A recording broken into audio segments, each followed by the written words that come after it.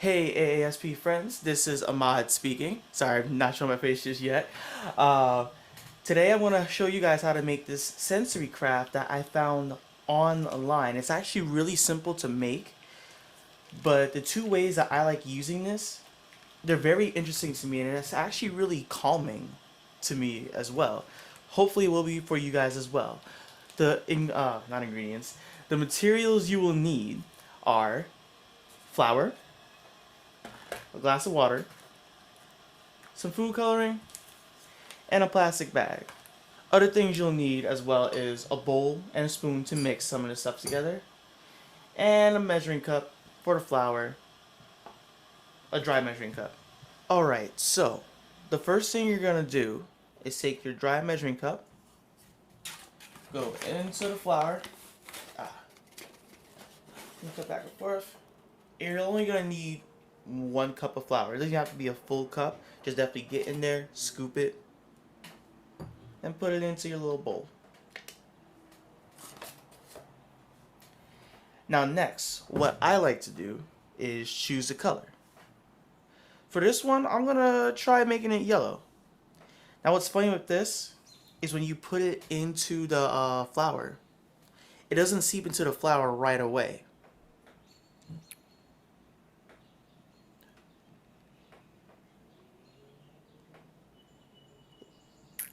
Put a few more drops.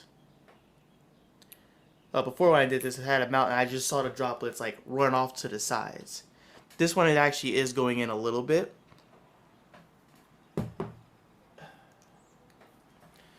And then we're going to get our glass of water. We're going to pour some in there. Whoops, some of it spilled onto the ground over there. A little bit at a time. And then we'll stir it up. Almost feel like I'm in a cooking show now.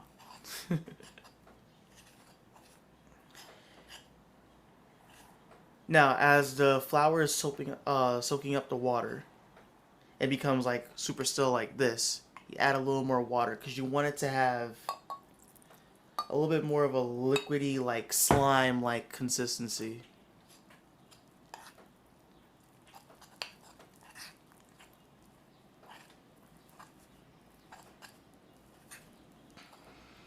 Alright, starting to get there, but still gotta add more water.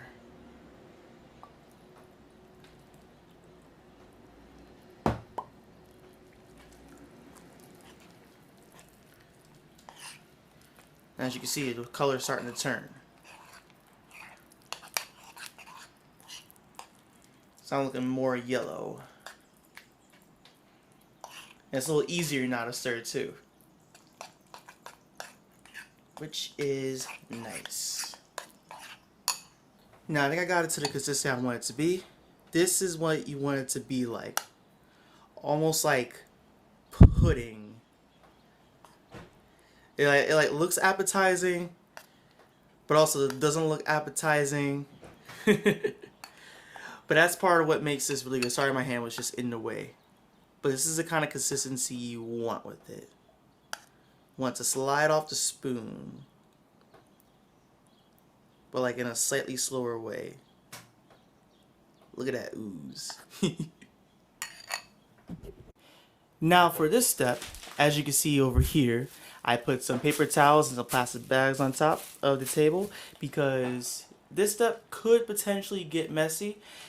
So I highly suggest doing this just in case you mess up and you can clean it up easily. So now what we're going to try to do is pour some of this into this bag.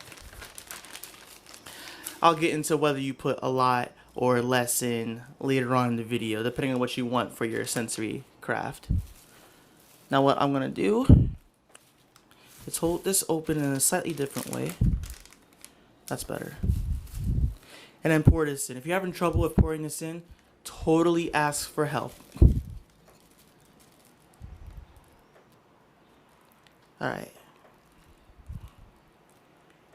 And see, for now I'm just going to pour that much in. And later on I can explain why you might want to pour a lot more in. So now, what I just made in there already, what I'm going to do is sort of spread out the stuff in here, kind of push out all the air to make sure it's nice and somewhat flat. And then I'm gonna zip the Ziploc bag up.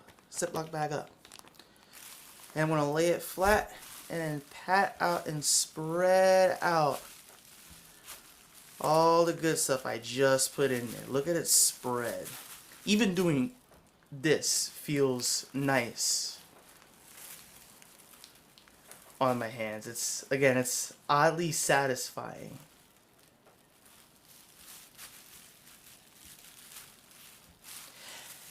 Now, whether you put a lot or a little in, this time I did a little, what's important is that you take the tape,